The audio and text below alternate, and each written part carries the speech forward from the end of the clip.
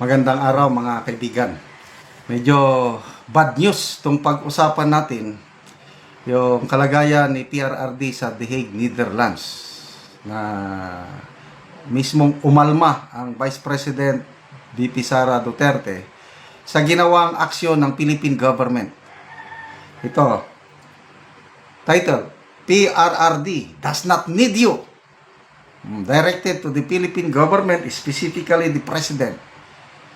Our family, my father does not need you.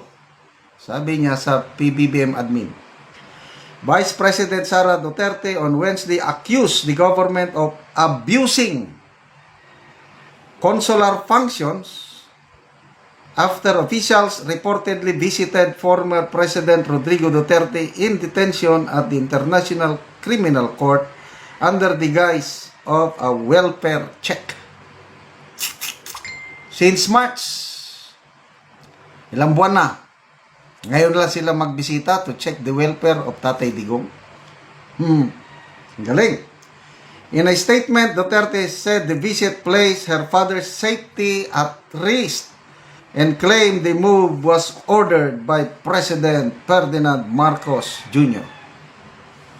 Nalalagay sa kalaalanganin ang kalagayan ni PRRD dahil sa ginawang ito ng consular office na hindi naman gagalaw ang consular office kung walang utos galing dito sa Pilipinas. Ito ang official statement ng Vice President. I have received disturbing information from Malacanang that a report about former President Rodrigo Roa Duterte was submitted to President Ferdinand Marcos Jr. by the Philippine Embassy in The Hague. The officials entered the detention unit under the false pretense of conducting a welfare check and interviewed FPRRD. The said officials clearly abused the role of the detention unit concerning consular visits. Since the month of March, there has always been at least a family member or two that visit former President Duterte almost every day, precisely to guarantee his well-being and humane treatment. The permission given by the ICC in allowing the agents of the very government that abducted PRRD to intrude upon him without seeking permission from family members who are in The Hague places his life and his safety in imminent danger. If such sham welfare checks are allowed to continue, then the ICC and the Philippine government must be prepared to answer fully and directly for any harm that comes to President Rodrigo Duterte, including, should the worst happen, his death in custody as a direct result of these intrusions, the false pretense of conducting welfare check. These are nothing but orders of President Marcos, disguised as consular functions, as we strongly object to such visits. FPRRD does not need you. Our family will take care of him.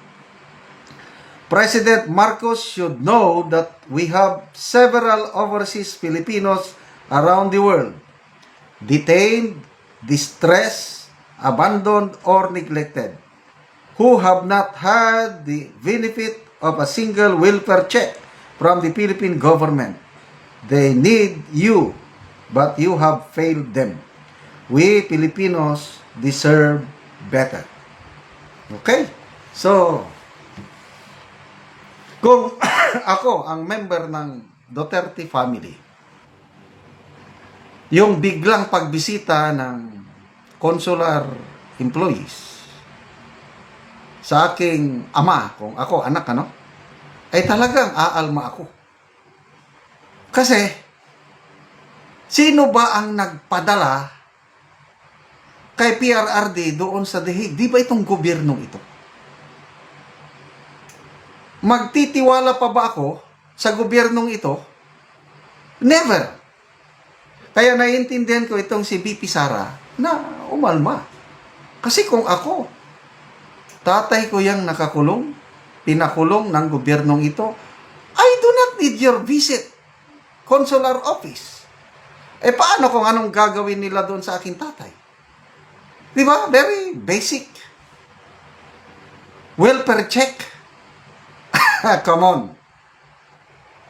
Kung may malasakit kayo sa dating presidente, in the first place, huwag nyo sanang pinadala doon sa The Hague. Kung may kasalanan siya, buhay na buhay ang ating justice system, buhay na buhay ang ating mga korte, dito sana nyo siya nilitis, dito nyo sana ipinakulong, okay lang yun sa akin, ha. Sa nakakaraming Pilipino na nagmamahal kayo, yung pagdala doon is talagang hindi katanggap-tanggap. Lalo na ngayon. Anong balita, may dementia na siya. Wala na, yung memory niya fading away. Dahil nga, 80 plus, 80, mag-81 na siya.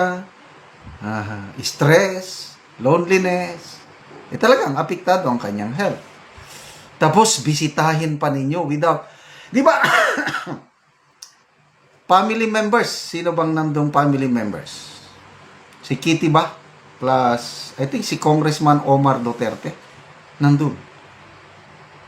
Di ba very basic? Magpaalam lang sana ang Philippine government. Magpaalam sa pamilya. Di fact, hindi nagpaalam. Nakakaano?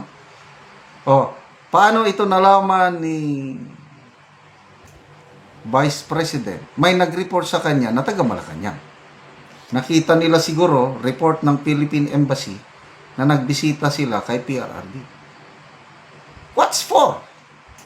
Anong maitutulong ng consular office kay PRRD? Meron ba? Huwag na lang.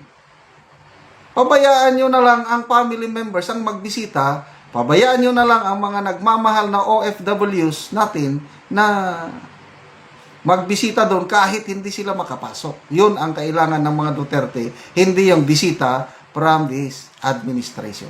Sana walang mangyari sa dating Pangulong Duterte sa mga pagbisibisitan ganito. Salamat mga kaibigan sa inyong pagsubaybay sa ating channel. Nakakatulong kayo ng malaki sa tribong Talandig ng Bukidnon dahil ang income natin sa channel na ito is pantulong sa tribo. Namimigay tayo ngayon ng livelihood assistance sa kanila, nagpapatanim ng saging lakatan at Arabica coffee. Kung may itinanim, may aanim.